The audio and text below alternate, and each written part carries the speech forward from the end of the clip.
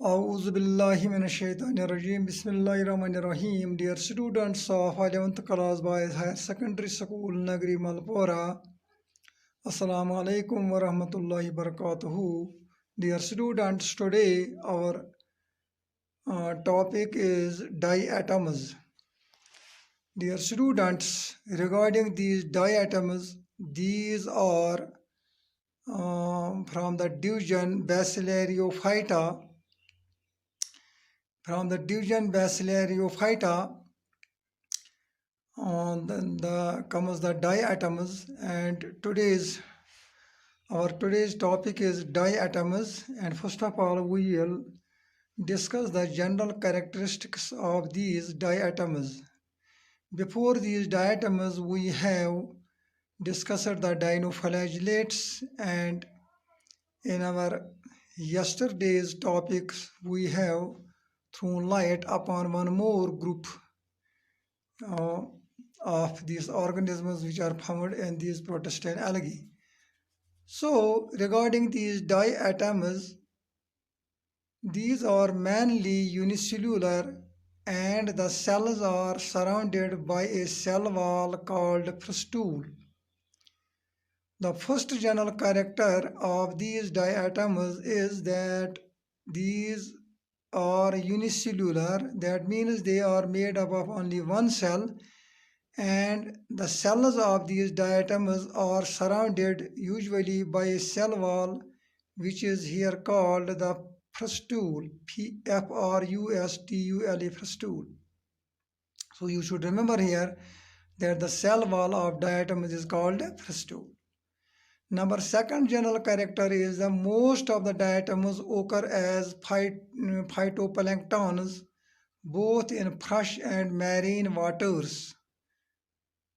This is the second general character, that these diatoms occur as phytoplanktons. That means they are swimming on the water or on the fresh and marine waters, on the surface of fresh and marine waters. So these are the phytoplanktons. Some diatoms grow on moist soils also. Some diatoms grow on moist soils go using srij zameen srol. Third general character is that these are photosynthetic. That means they manufacture their food in the presence of light. So, or during the photosynthesis, by the process of photosynthesis. So these are the photosynthetic. They may be circular, this is their shape. They may be circular, they may be triangular, they may be rectangular, they may be elongated, or they may be filamentous, means rod shaped.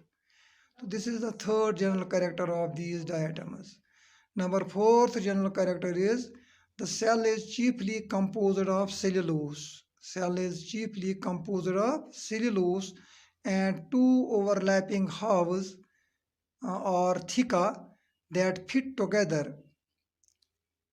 The upper half, which is also called the lid, is called the epitheca, and the lower half, which is the case, is called hypotheca. This is the fourth general character of these diatoms. Now the fifth general character is these diatoms possess plate-like chloroplasts.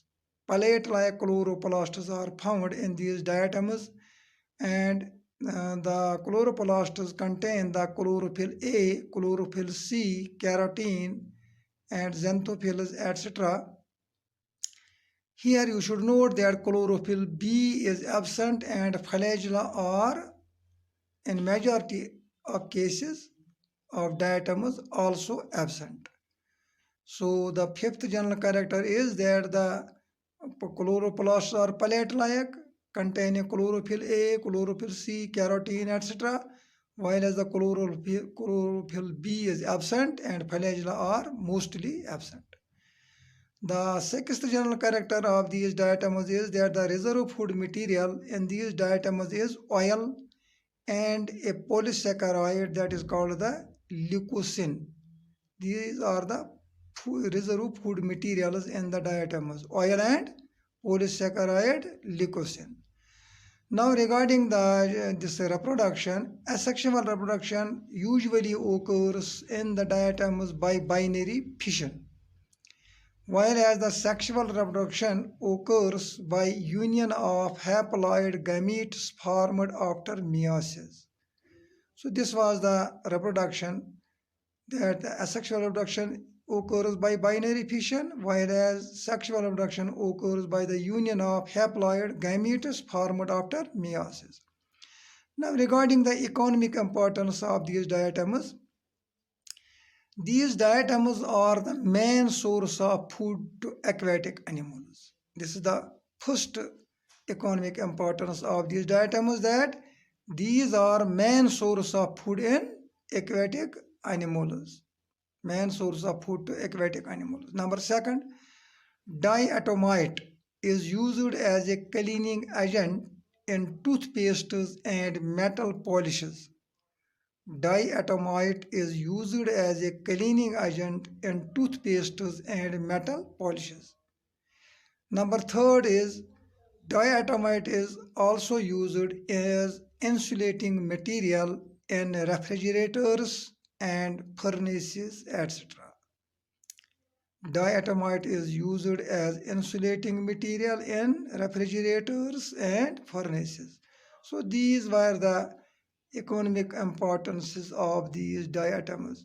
So with this we have completed these diatoms, and we have seen the general characteristics of these diatoms of division Bacillariophyta, and with this we have completed the Protestant algae, in which we have studied the dinoflagellates, euglenoids in our yesterday's lecture, and today we have completed the diatoms also.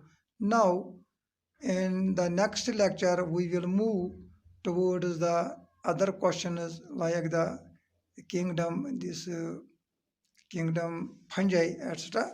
So today I hope that with this you have understood now the general characteristics of these diatoms. With this we have completed. Stay home, stay safe. Thank you very much.